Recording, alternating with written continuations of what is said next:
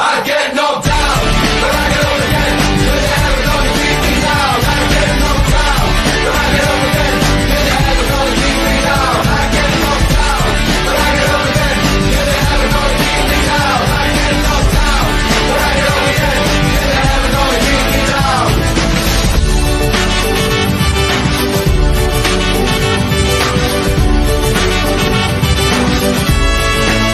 I get knocked down, but I get up again. You're never gonna keep me down. I get knocked down, but I get up again.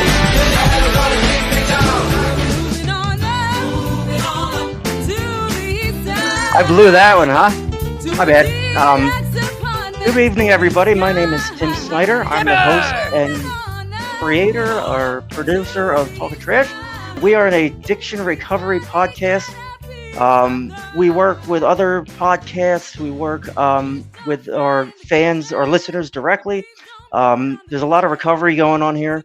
And we're expanding. That's the point of the Jeffersons theme song. Getting more people involved, getting more experience, more years clean and sober. We have Kajsa. She's 5 years sober. Jim's got 3 years. Me and Will are babies at a year and a half. It's a great mix of recovery of people that are hanging on for dear life. So where recovery can be a curse, it can also be a blessing. It depends on how you look at it. And that's what we're trying to do for you. And we're trying to do it for ourselves. So let's get into our preamble and then we'll introduce the team. This is our humble broadcast where ethics and personal anonymity are of the utmost importance. We run this podcast as an act of service to those whose lives have been affected by addiction. We don't do it for profit or notoriety. We place principles before personalities. We benefit from this podcast just as much as anyone else. We all work programs and choose to sacrifice our own anonymity to spread the message that recovery is possible. We do this thing in an attempt to show as living examples that no matter how far down the scale we have gone, we will see how our experience can benefit others. Not only is that the 9-step promise, it's our creed we abide by here on Talkin Trash. We feel called to uphold AA and NA principles. We firmly believe that you can only keep what you have by giving it away. Please join us for a moment of silence, followed by the Serenity Prayer.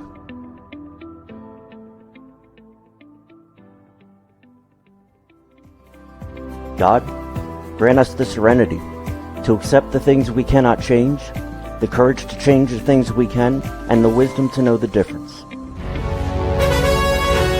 So yeah, let's meet the team of Talkin Trash. We have a full cast here as the show is growing. All right, Tim Snyder, that's me. I'm one of the hosts of the show. I'm the producer of the show. I'm 18 months clean and sober. You got Mike Oxley. He's our resident medical professional. He was a nurse in recovery for over a decade. Kajsa, that's how it's pronounced. Kajsa is all over the internet, Facebook, message boards, spreading hope, and we're so glad that we found her. And then it's my boy, Willie Duggs. Will is an all-around stand-up guy. He has 18 months sober, and he's proud of the life he's built and the relationships he's mended. Jimmy Leibel, this guy is a beauty. He was one of our top fans, and it was a no-brainer to get him in the mix. And there is your new format and your new Talkin Trash team. Very excited for this year. The panel has so much to offer to spread the word that recovery is possible. I didn't have a shirt on, so now that we've all been formally introduced, let's get into the show. So let's go around and see how everybody's doing. As usual, we start with Michael Oxley. Welcome back, welcome back, welcome back. Welcome back, welcome back, welcome back. How are you guys? I'm good. No, you're just on. We're going one by one. What's going on with you? You were sick? Yeah, I'm sick, and I haven't seen my mom in a few days, so I hear that. The phone's ringing. Where are you? I'm sick. Yeah. I don't want to make everybody in the nursing home sick, but I'm feeling a lot better, and I think tomorrow is a full go. Attaboy. To go there, but everything's great. Everything's good. My Eagles are still in it, going to the Super Bowl as of Sunday. Oh, you got to beat the Commanders first. Yeah, okay. And it's going to be a glorious day. And then it just so happens that my brother will be in for the Super Bowl. He will be in town. Wow. Oh shit! Really? Yeah, he will be here in New Jersey. Well, how about that? So, what a Sunday that's going to be. You're either going to come on excited or come on not at all. So, we're ready for that.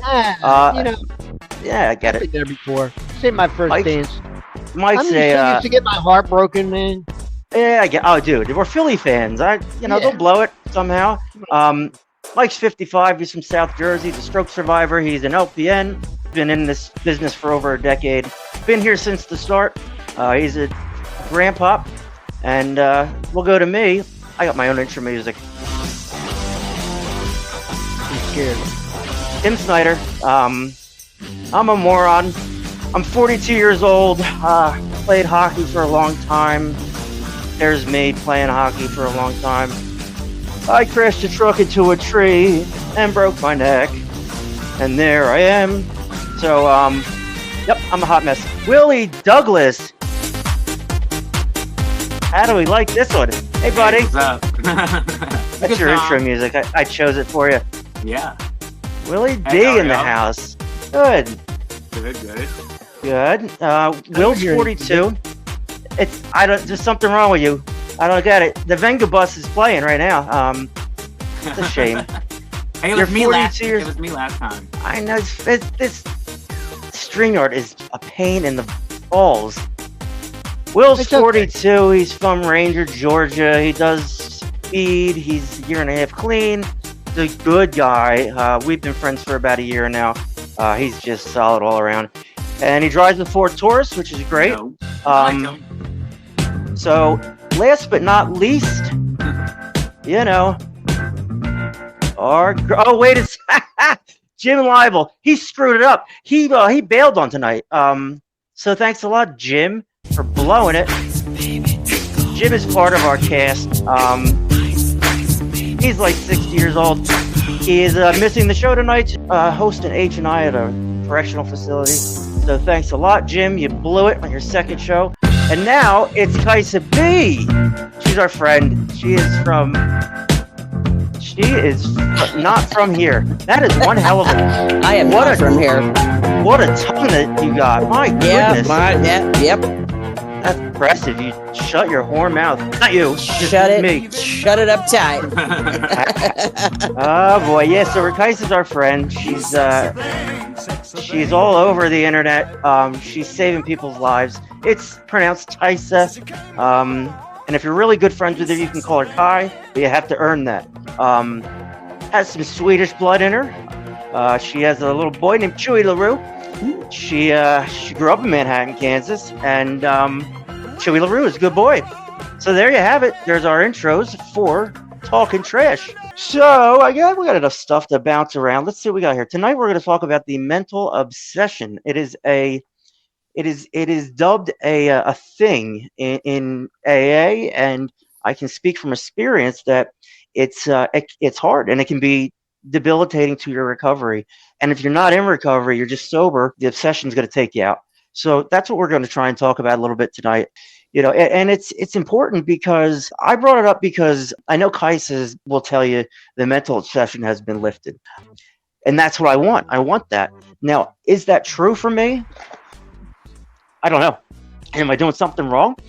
I don't so much obsess about getting high. I dream about it a lot. That doesn't help, and I'm in a lot of pain. I'm like, that would help, so like it's there. It doesn't run me. I do not want to get high today. I can say that and mean it, but there's a mental obsession behind it too. You cannot want to get high and still have the obsession. So I found that very interesting. Looking forward to talking about that. This is episode 77. Holy shnikes. It's a miracle. Oh, this is... welcome to the miracle. Let's take a look at how cold it is in Saskatchewan. It's a heat wave. It's negative 5 degrees Fahrenheit. That's 22 degrees normal people temperature. I don't know why anybody would like to live in Regina. It sounds awful, but hats off to you, Jim. You blew it. Thanks for not coming to work. Today is Celebration of Life Day. I guess that's a thing. I didn't realize that was a thing. So yeah, Celebration of Life. Tomorrow is World Misery Day. Yeah. Yep, that's the one I like to. That's my holiday. So this World is heaven. I Misery hate it. Day. I made a joke, Mike. Oh, all It's right. today's that. Hey, you never know. Everything Yeah, has a day. Who knows? Yes. So Never know. tomorrow is that. That's today. That's tomorrow. I love that one. That's one of my favorite memes. This is heaven. I hate it. I think my neighbor has a drug problem, cutting out lines. Those rails, those aren't even lines. Yeah, those are. Oh my god, that's a full eighth right there.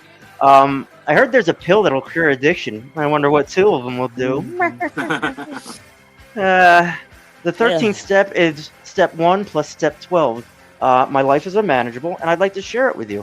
And there's Patrick Stewart, half naked. We're gonna look at 77s just for a minute, just to bounce around a little bit.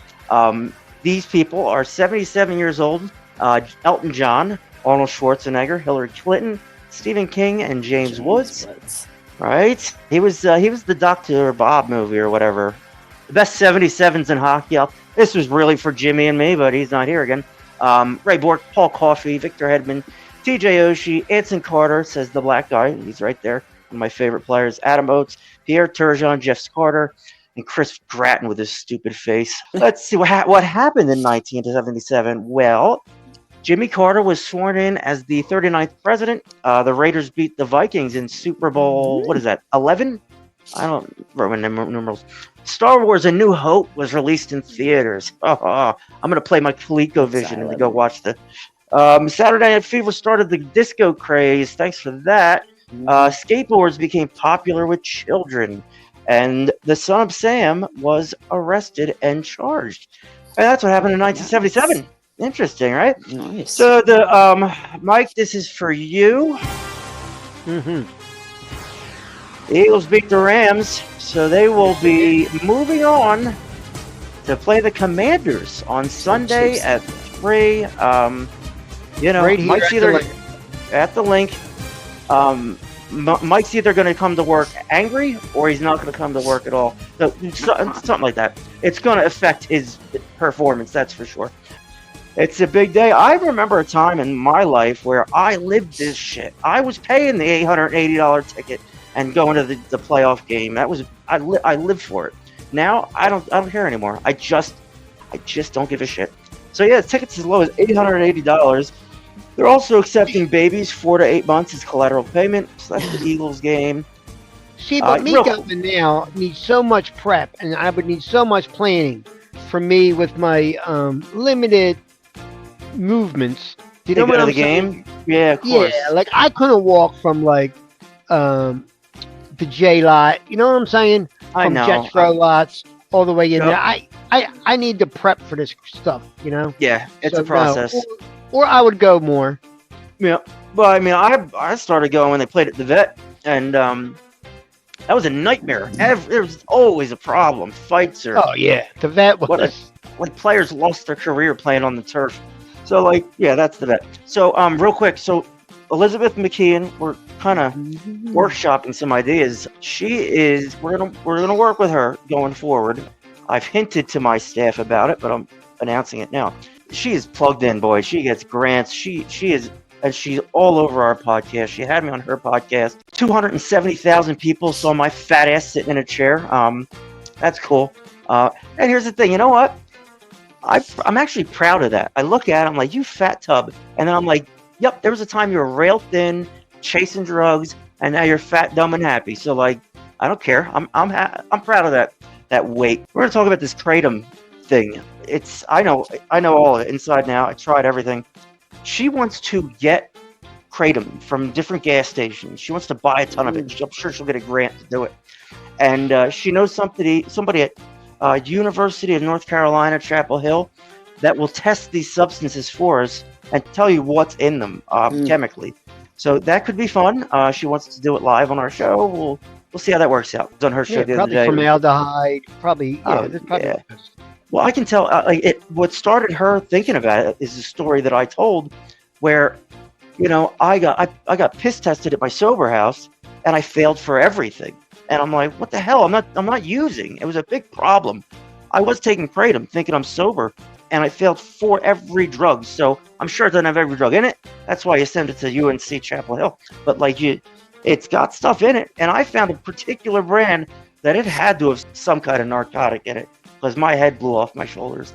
I think there was a couple of people over there in near Good Landing that are near that area, whatever. When we were there, that had bought kratom from the gas station and OD'd on fentanyl that was in it. What? That's See, what I think. Somebody that was one of my roommates said, or had said that. now these companies, there's a few of them. They know that they're not going to put fentanyl in it. If there's fentanyl in it, somebody did it along the line. Yeah. So these companies, they're not regulated by the FTC. They pretty much have a green light to do whatever the hell they want. And I can tell you firsthand, I tried 50 different strains, capsules, powder. Oh, when I think about the powder, it literally makes me sick. Buddy, I have good stuff, buddy. Oh yeah, you want this? You want 2 for 20? 2 for. Yeah. So I used to take the powder, put it in a glass, and it was just mud, and I was just drinking dirt. It was the most disgusting thing. But then I was like kind of high after it. So I found these particular pills, and I will not announce what they are. There's something wrong with those pills. There's something. It's not an opiate high, but it's like an MDMA high. Like your head is 10 feet above your shoulders. So there's something going on there, and I'm interested. She's interested. She has resources. I want to get the whole crew involved. I want everybody to get involved. You know, that's how this thing works. Is when I shut the hell up and we all start talking. Unfortunately, I'm the host, and I'm a narcissistic asshole. So yeah, we got a trash shop opening up. You want some swag? Let me know. You know what? Don't let me know. I'm having. Yeah, if you want something, let me know. I'm working on it. I don't know what that is. What is Empty your that? trash can. I'm just being clever. And that's what empty the Throwing trash. away the Don't worry about booze. it. So look at this. I saw this the other day. Came across my world. It's called the Sub Slicer. It's a Suboxone cutter for extremely accurate dosing.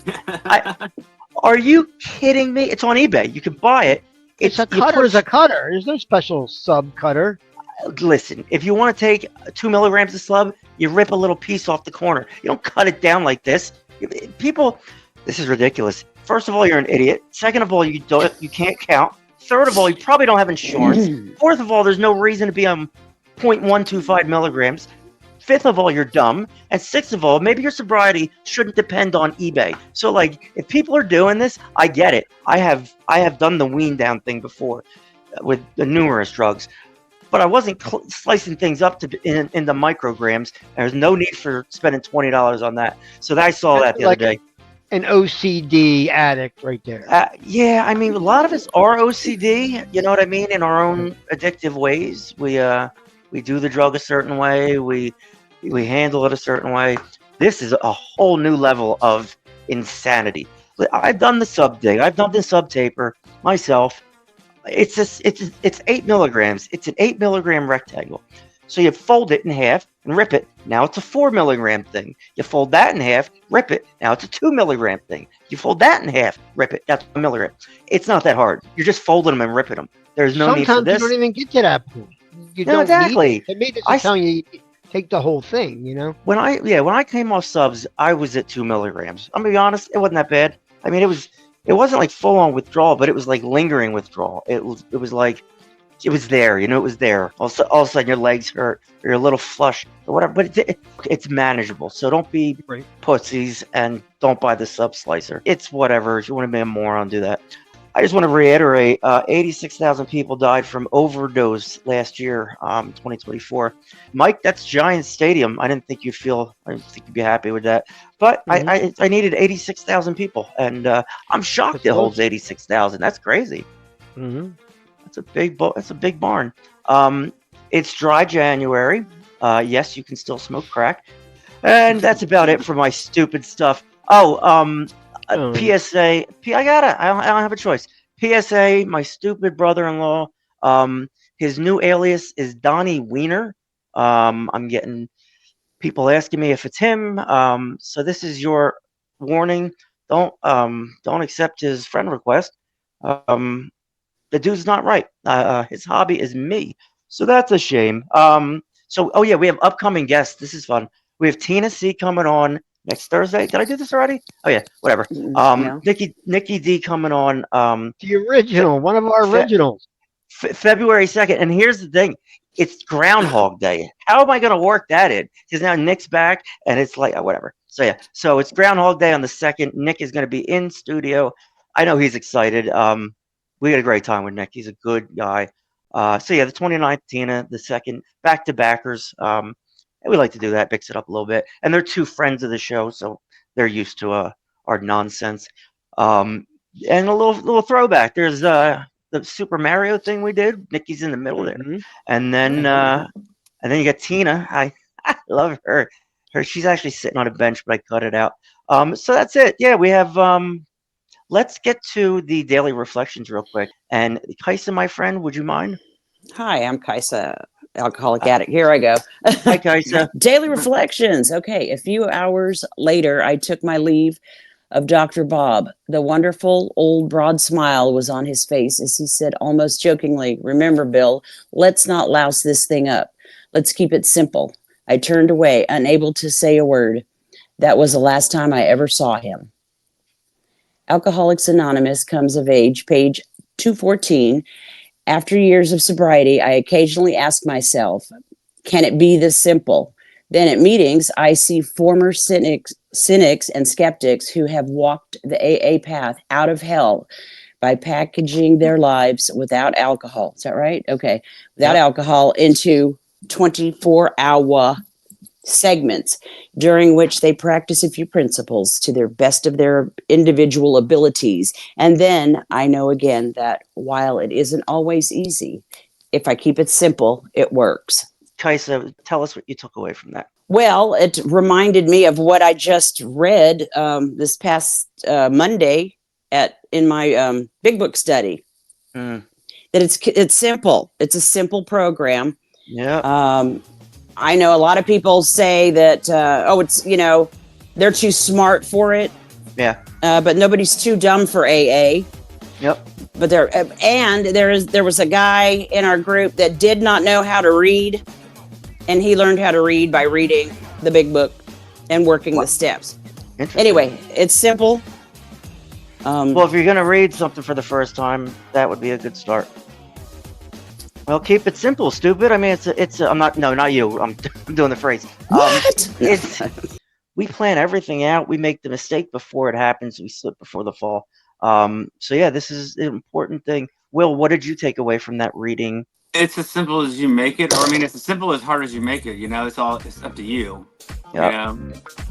Yeah, for sure. I mean, and when we do overcomplicate it, we're gonna miss the mark because the mark isn't up there where we're shooting for. It's dead and if center. you're overcomplicating it, then you just got reservations to not, to go back out. So it's all there. Great point. I remember when I was talking to my friend that was in the program 5 years before I was, and I said to her, I don't know, I was about a year and a half into it, and I said, you know what? I said, this was really easy. Yeah. But that's because I was so willing to do whatever it took. So to me, it's very easy. That's a great point. Yeah. When it's about relinquishing control, and it's the first step, admitting we have a problem and our life is unmanageable.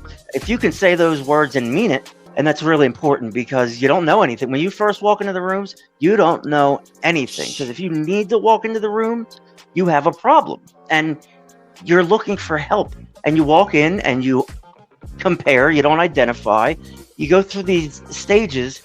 They say, keep coming back. So at some point, if you really want this thing, you realize I heard something they just said, and they just described my story. Holy shit, I'm not the only person that has that story. Now you got my attention, AA. And that's when you drop those defenses and talk to somebody, get a sponsor, humble yourself to say, I need help. My life is unmanageable. And, and that's how the program works. Kajsa, when did you first go to an AA? Did you have experiences with it before you went 5 years ago? No. I only saw my friend, get sober and change. And that's why I knew I needed to do it. And then, of course, my liver specialist suggested AA because it's free.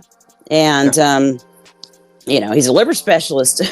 Yeah. So I went to rehab first. And then when I got out of rehab, I went to my first AA meeting. But I also did IOP for 2 months after I got out of rehab. So I was doing AA and IOP at the same time. And then IOP ended. 3 days a week? The IOP? Is that yeah. For 2 months. And we did a lot of writing. It was a positive recovery IOP. And I mean, we wrote and wrote all kinds of stuff. And it was... I mean, I was able to get rid of so much stuff just by all this writing. Then I had to read it to everybody, which I didn't want to, but everybody's like, oh my God, that's so good. I'm like, oh, okay. I know, we're so self-conscious. Yeah.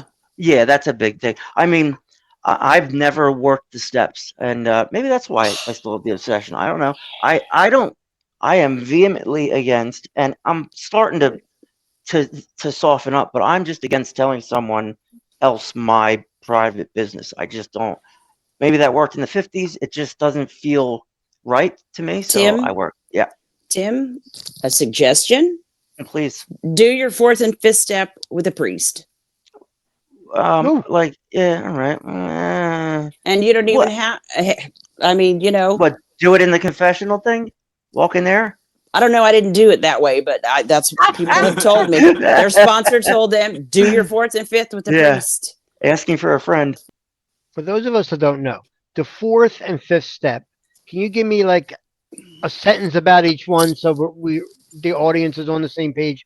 The 4th and 5th step you're referring to that you would refer Kajsa to have a priest involved in? Okay, the 4th step is you do a fearless and searching moral inventory of yourself.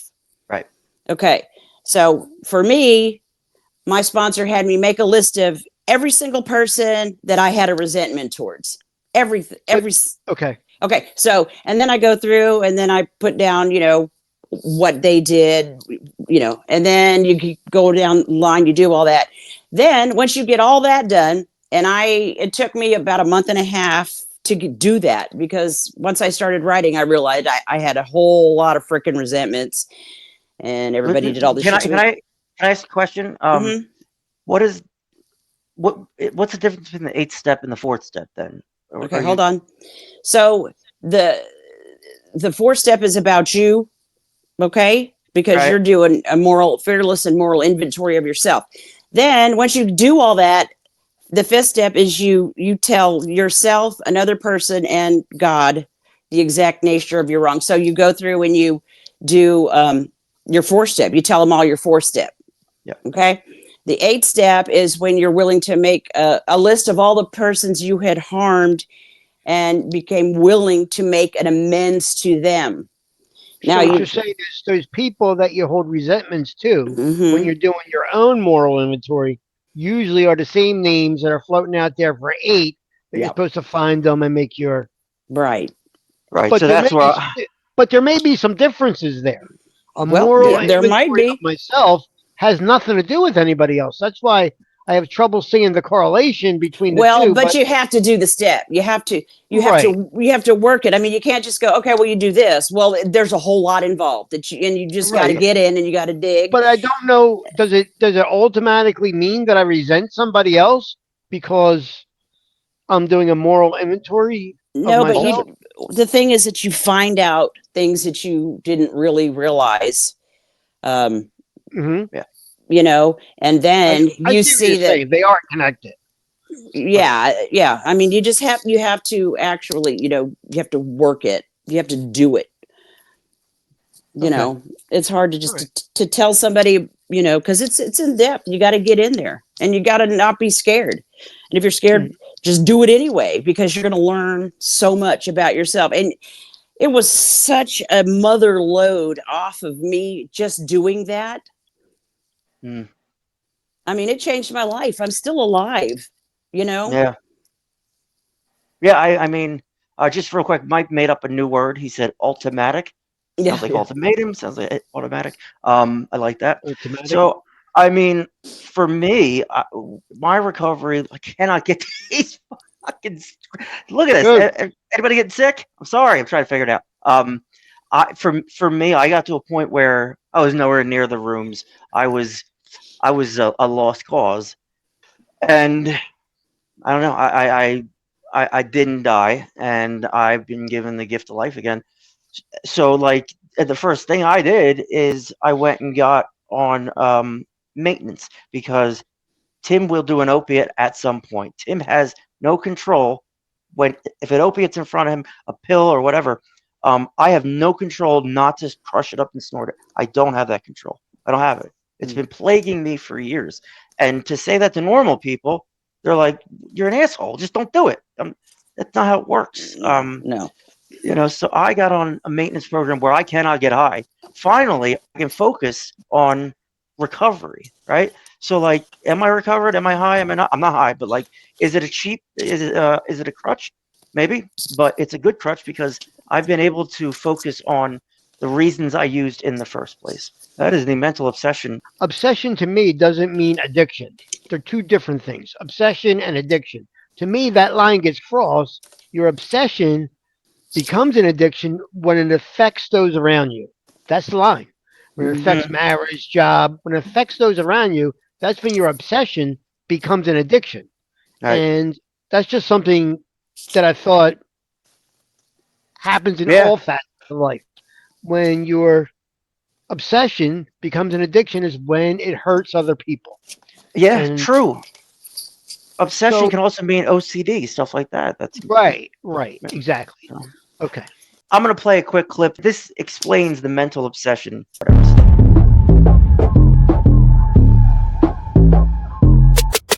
And they go in, they get an IV, and they would inject them with ketamine. So, as an addict, as myself, how would that work?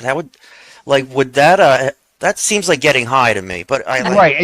It would be too I would appetizing. wonder about The that gray too. line. Yeah, I recreationally used ketamine. I did too. I was probably 20, 19 years old. I loved it. Yeah. Yeah, I'm not. I'll bet IV is something else. I'll bet that's a blast. You might have a good time, but Gimme. Yeah, give me. Yeah, Tim, that nasal And then spray walk be home. going. Oh yeah, I've been using Afrin, like can't Dude, breathe, I love Afrin. can't breathe, can't sleep. But- Let me tell you how that would look for me. I know the appointment was coming. I'm driving down to the appointment. I got dopamine flowing, just like Yeah. I was going to buy drugs or something. I don't think it would be good for me. And unfortunately, my inner drug addict says, go put an IV in your arm and go get high. But Yeah. it's not. You're not using it's. So Yeah. I'm not even sure I qualify. But like for me, my personal thing, and I have to hold myself accountable. If I went down that road and I was thinking about it, it would be for the wrong reasons. The reason I played that is because I would have a physical reaction to going to buy drugs. That I would legitimately get high with no Yep. drugs in my system. Right. I don't know if anybody else. I've heard of that before. I've seen people hear the war stories, even at rehab, and start to salivate at people's Yeah. stories. Whether the thrill of going to a bad neighborhood, the thrill of going down an alley to buy heroin or fentanyl now, to buy, the thrill of the hunt to get what they want gets them off a little bit. That's the what's the word I'm looking for? That's the juice that keeps them going. I mean, they get off on the chase, almost Pavlovian when people would talk about it. Right. And like I wonder how it differs between addicts and alcoholics because well, actually I was an alcoholic for a little while. Like it certainly was easier because I didn't have to meet my dealer and then he's right around the corner and 3 hours Right. later he shows up and he forgot your bundle and like everything's fucked up. But like I knew the liquor store opened at 9 a.m. I knew if I had $7 I could go buy a pint of Fireball or whatever. And so that became an obsession of mine. I got to wake up today. I got to get alcohol in my system at some point, and then I got to go to bed, and hopefully I don't wake up tomorrow. You just said that you Yeah. you were getting it in your body at some point. Obsessing over it is one thing. Doing it is another. Well, I mean, I had to get on a bike. I had to ride 4 miles to go to the liquor store, and if it's raining, it didn't matter. I went and did that, and that's the obsession in motion. That's you acting on those obsessions, and that takes addicts out. It takes addicts out all the time, especially in early recovery. They don't they don't realize that just because they're clean, the obsession is not lifted. People in AA, the rooms, they'll tell you the obsession has been lifted. It's a miracle in sobriety. That obsession is never going to leave. It's a miracle. Like as far as like your obsession, did you obsess to go get booze? Did you? Oh did my you? God. Did you hide? Did you like all the things that they say? It was, when I think about it, I get exhausted. The lengths I would go to.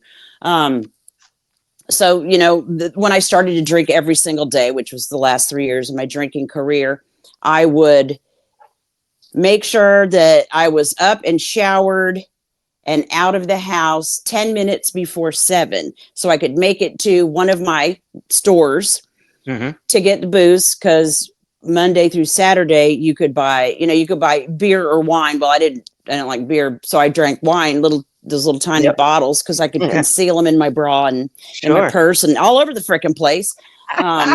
So, because the liquor store didn't open till later, I didn't really want to drink vodka at work, you know, whatever. But yeah, so I would make sure I left 10 minutes before 7. I would set an alarm to walk out my door, make it to the place by 7, buy my booze, immediately start drinking. I would buy enough to last me throughout the day. And then after I got off work, I would buy more. And then I would make sure I had booze by the side of my bed, so when I woke up in the middle of the night, I could take a big old chug and go back to sleep. And then, you know, and I rinse and repeat.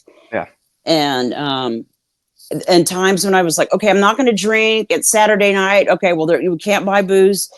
You can't buy hard liquor on Sunday here in Texas. So I won't drink. Oh, well, Jesus. Then I'd wake up shaking, and I would be sitting there wringing my hands, waiting for the restaurant down the street to open, because they knew me. So I knew I could get there at 11:15.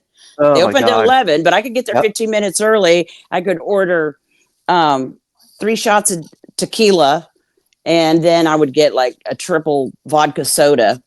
And I'd throw a couple Bloody Marys in there somewhere, doubles, you know. Sure.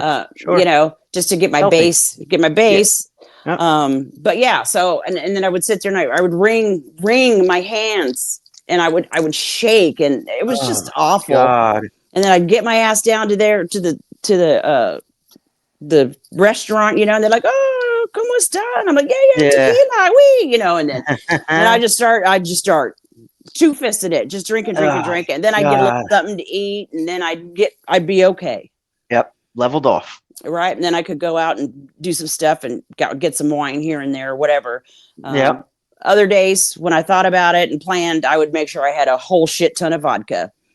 Would you in that time, would you call yourself a functioning alcoholic? Like, not looking back, but like while you're doing it, like, did you I don't know if functioning's right, but I mean, I think the reason I didn't get fired from my job is because I had been there for so long, and I was loyal.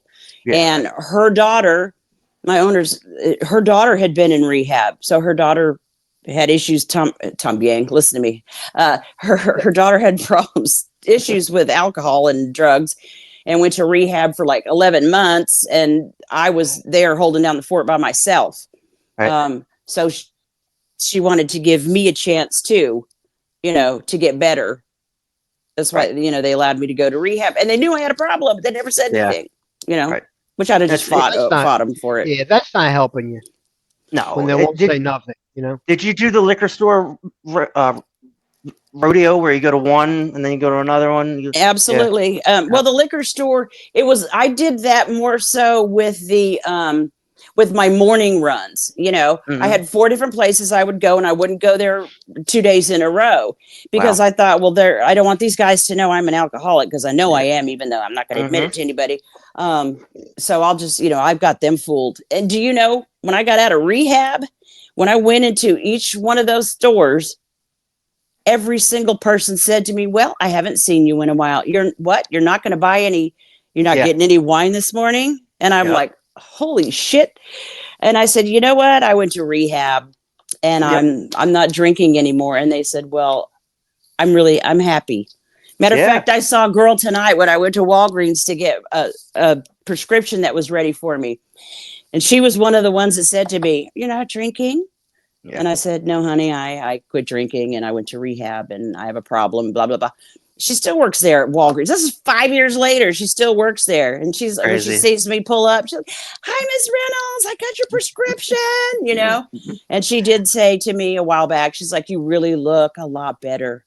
I'm really happy for you. So, to hear that, somebody who doesn't even know me, but Yeah. they watched me, that Yup. it breaks my heart to Yeah. think that, I was so bad off and that I had to do myself like that, but I could not go without it. Yeah. I couldn't. Well, in your active addiction, like, what did it look like for you? Like, what was a regular day when you were ripping and running?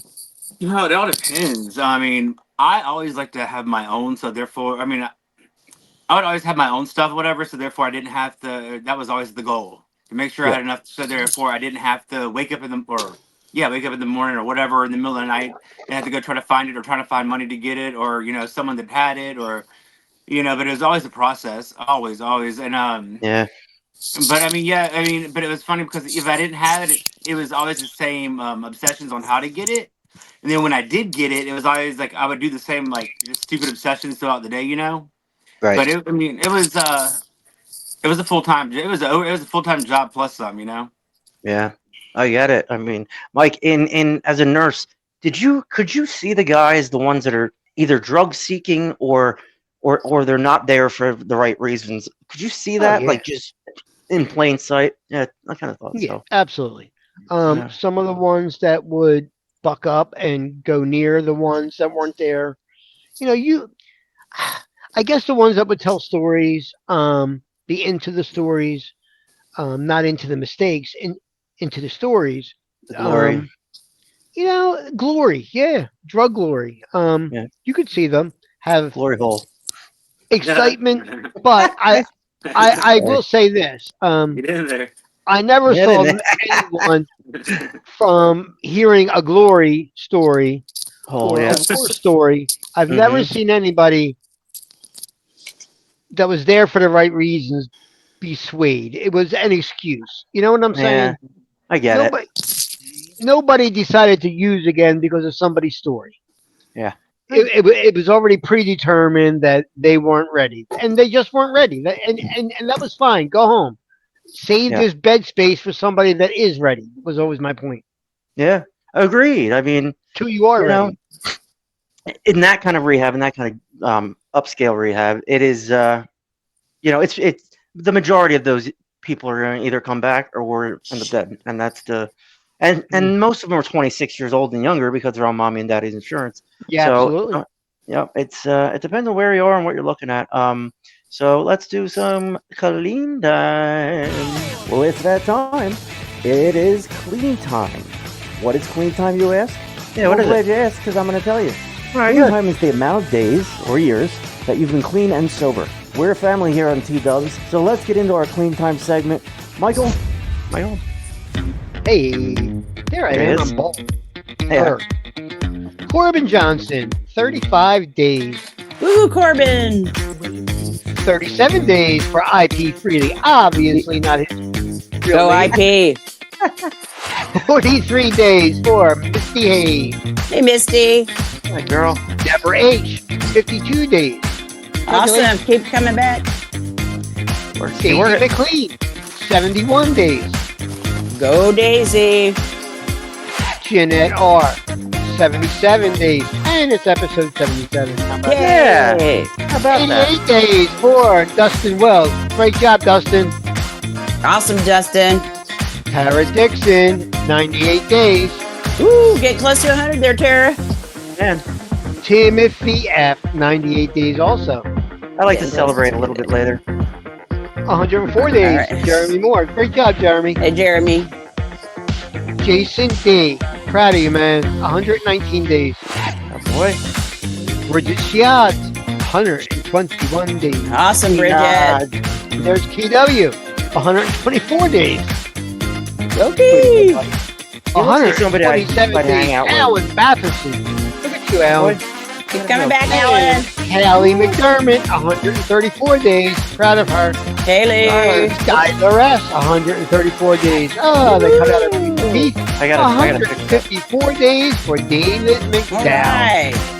Boy, 165 days for John Brown. Awesome, John. Keep coming back. Valencia K, 167 days. This is real. Hey, time. rocking it there, Valencia. 170 days. Katarina D. Katarina, come on, girl. Vanessa M, 176 days. Come on. Hey, one of my favorites, April. Come back. look at this. 6 months. Monty Party. Monty Fonny, 6 months. Look at this. Alex Katrine, 6 months. Oh, my 6 months. goodness. 6 months is 182 and a half days. It's hard to do that. Okay, thank you. Samantha Hess, 190 days. Go ahead. Michael? Did Michael Anthony pass Seals, away? 190 days. Michael's gone. Yep. Keep going. Way to go, Justin East. Destiny J. Daniel G, 197 days. Attaboy. Michaela Booker, 223 days. That'll do. Sweets. Frank Kenny, 225 days. Whoop, whoop. Andres Estrada, 227 days. Rico, 229 days. Go Suave. Yeah. David D, 230 days. Boy, DD. All right, AJ Hamilton, 225 days, Broham. Kristen A, 232 days. Alex M, 235 days. Good job, Alex M. Crikey, it's Steve W. He's got 242 days, mate. Mike. Tony J, 258 days. Looking good. Maria Gladden. Michael, you all right over there? 240 days. He can't hear. I don't know. Jen, 200. Wagner. Yeah, someone's. Sorry. No, it's not you. Jared Black, 275 days. Booyah. Mandy Jean, 317 days. Kissy. And here's Jamie Michelle, 323 days. Good job, Jamie. I'm proud of you. 340 days for Deshaun Papa. 347 for Desiree Murphy. 354 days. Listen to that. Run around on effect, me. Ricky. Ricky has 1 sound effects. year. Welcome to the miracle. Cassie Spencer, It's a congratulations. miracle. Oh, this is welcome to the miracle. 405 days for KDM. Again. Will work. 411 for Patricia G. Patty.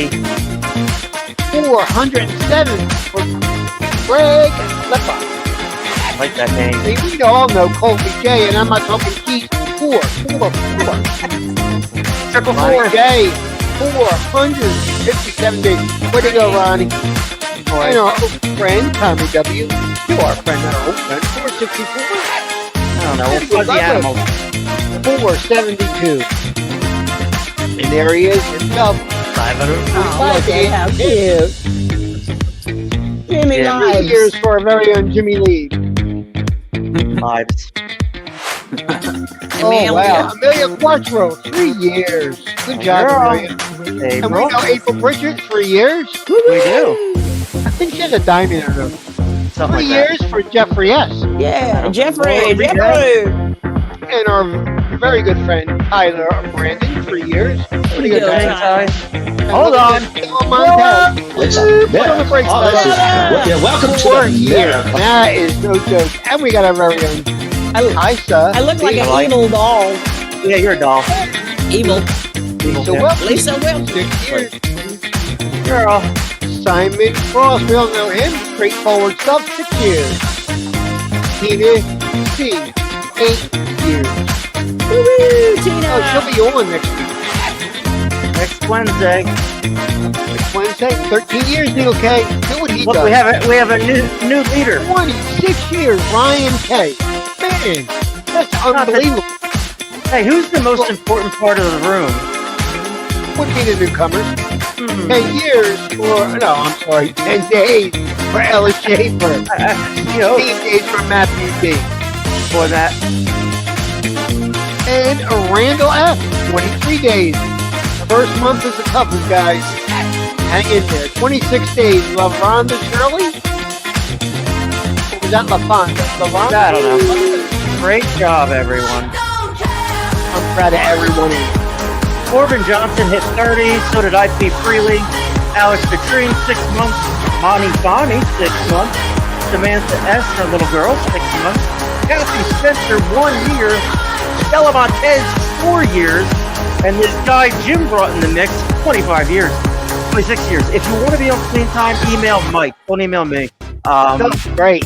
Yeah, Yep. Mike or Tim at trashtagpodcast.com. Listen, right. I usually don't bring it up, guys, but was it the way you framed pictures? Where was the girl with purple hair? Remember? No, I don't. I know April R was missing last week. I found her. The girl with the purple hair. Yeah, did I say your hair still be purple? You're still be... Oh, it's Bridget Shead. Isn't it Shade? I don't know. We'll figure it out. Well, it's just one of those things. What are you guys watching after this? Oh, wait, that's tomorrow. I think some new shows come out tomorrow. Like the new seasons of shows, like The Night Agent or something like that. Oh, I like The Night Agent. I think that starts tomorrow. I like all the Apple ones, like Silo and Something new is coming out on Apple because I just got. Oh yes, Severance. Oh, season 2. Yep, season 2 of Severance. I see. I didn't see season Such 1. a great show. I have all the good shows are on Apple, and you know what? I have Apple, and I only got Apple. I only got Apple, I believe, for I don't know why. Well, I mean, I don't know why I have it, but I have it. Oh, you have an iPhone. Got it. What was on Apple years ago? I don't know. iPods. I don't know. Oh, shows? I don't know. What was the big show maybe a couple years ago for Apple? Apple, big show. Invasion. Wasn't Mandalorian. That was Disney, right? That's Disney. And that's stupid anyway. Apple show. You got me your hold on. It was a big deal. It was a very good show. Was it the one where he could go into the box and what was that? Was it Ted Lasso? Oh, it's Ted Lasso. That was the biggest one. Yep. That was on Apple. Yes, that was on Apple. Okay. Along with Dark Matter, which is awesome. And the News Girls, the one with the news show. Yep. It was about the morning show. That was right. Foundation was awesome. Right. I highly suggest watching the first season of Severance and then watching this new season. Silo, the same thing. Steve with Jason Momoa, that was fun. They had great shows. They really do. Like Slow Horses was good, and the morning show and all that stuff. Speaking of shows and whatnot, let's take a look at some of our celebrities. I don't know what that means. Oh, sober and Sorella. Dyslexic? We combine two words into one. It is Stevie Nicks. She's celebrating 30 years. Awesome. Yeah. Ozzy Osbourne. Look out. They're crazy. Now that's a trip right there. Is he ever? Holy shnikes. 11 years, this guy, Ozzy Osbourne. You go. And that's like nothing. That's like, he's like 78 years old, 11 years. He stopped getting high when he was 60. So I like it. Mm-hmm. You know what I mean? Like, good on him if he can run it like Absolutely. that. 55 years for Danny. How do I say that, Kajsa? Trejo, 80 years old, 55 years clean. He got sober when he was 11. And lastly, but not leastly, Sir Elton John, 77 years old, 34 years. It is a miracle. Yeah. So there you have it. Celebrities. I said titties. I gotta get used to your new script. That new script for your new way of doing it, I like it. I know. I just gotta get used to your script. It's hard. It's hard to do it. A whole different font world I'm not used to. I go into glyphs. It's fantastic. So far, it's been fantastic. It's been good. It's been good. I thought it was me. At the end there, I had trouble with, I think it was Craig Clipper. You know, the guy that looks like a mugshot was a Greg Ripper. Well, C's are all right, but the G's look like lower case throw me off or something. Like Tina's thing. Like that wasn't easy to do. That could easily be a G. And your sevens look like ones They're not my anything. It's in the font. Like yeah, like I'm writing this shit out. Oh my god! That's right? awesome, you guys. So yeah, We see it. got who? Upcoming Nick guests. coming next week, and we got Tina coming. Yeah, Tina coming first next Wednesday. She's excited. I love that picture of her wearing the Talkin' Trash swag. Yeah. And then Nicky D in the place to be. He's an blue with animal. his This beard. guy. He I'm looks anxious good. to see what he's been up to. Yeah, I wish he had some kind of skin disease where he had to shave his beard off because I don't know what he looks like under there. Really, I mean, you have no idea. You're right. He's Since even you the know, RCA days, Are you Yeah. curious? I am he wasn't bi-curious. that hipster. Like it wasn't that hipster. No, he wasn't. But It wasn't that full of a beard. But yeah, even all the way back then. I'm going Yeah. back to 2018. if I I've didn't, never if I seen him with that. if I did real pictures of people, you could actually see it. This is the closest thing to a real picture. But like, if you took that beard off, I mean, all right, I don't want him I to don't know get if his cheeks would be chubbier or actually know. make him look thinner in the face. I I'm think he thinking it has. would make him look fatter in the face. I I think think it he has would make no- him look heavier in the face. Agreed. Probably no Without the beard? jawline. Without it. Without a Without it, doubt. he looks like he's got like gerbil cheeks or something. Yeah, he's got Chipmunk? high cheekbones. I wonder if he's got a chin anymore. You know what I mean? You never know. You got to get in Right. there. You don't know. Get in. No, Nicky's a great dude. I don't want him to get skin disease. It's just we got to switch it up. And I am so sick of hearing my own voice. I don't mean to overtake things, but like it's a lot of work, and I do a lot of shit, and I just end up getting mixed into it. So what did that sound like live when I disappeared? Did I just simply disappear? Yes. Saying people's Yep. names? Okay. Sounded like I nothing. don't know how. We covered it. People still get through. We I have covered on it. Do not disturb, and people still get through. You got to put it on airplane mode. Oh, that wouldn't work because you have to. No, use I the tried internet. that before. Right. And you can't get on. Yeah, well, I mean, I don't have to tell you, Mike. You got to figure this Maybe I shit use out. an iPad. I just can't understand it. All right, so when we start getting sponsorships, I'll buy you a computer that you can. I'm not that use, right? important that I get a Mhm. call Sure. at 9 o'clock at night. Yeah. So yeah, so that's us. Bear with me as we get our footing. We got great co-hosts. We got a great team here. It takes time to kind of get your repertoire. Is that a word? I don't know. It takes time to get your feeling of. I don't know where to jump in, and we're throwing 5 people in the mix here, 4 tonight. It's not easy, people, and we really do. I'm grateful for everybody's time they donate to the show, and what It's like they do. Hollywood Squares. Yeah, like look at me. I never get it right. Hi, Will. How you doing? Hi. We're giving back. we're doing what we can to give back because we've been given it, and I work on this show sun up to sundown, and I still blow the production as we're going through it. I don't know where anybody's camera is. I'm like, wait, this one, that one, this one. So yeah, it's a lot. It's hard to be the host and produce it. So my friends here, but yeah, you got to add live why it's actually happening. So well, I practice it and it never That's works out. Click on the multitasking. wrong thing. I'm also working with a piece of program that is very difficult to navigate. StreamYard, yep. Mike invented a new word tonight. Ultimatic. Very cool. Just so you for didn't actually today. have a solution. Put it on What? Do Not Disturb. You said put it on an airplane. I can't do that. So what's just- the solution? I don't know. I don't know either. I know this. You're doing something wrong. Oh yeah. That I know. I agree. User error. All right, Will, take us out, kid. Just for today. I always forget I have to click on it to move it. The School of Recovery. This is a program for learning. Learning and recovery is hard work. The things we most need to know are often the hardest to learn. We study recovery to prepare ourselves for the experiences life will give us.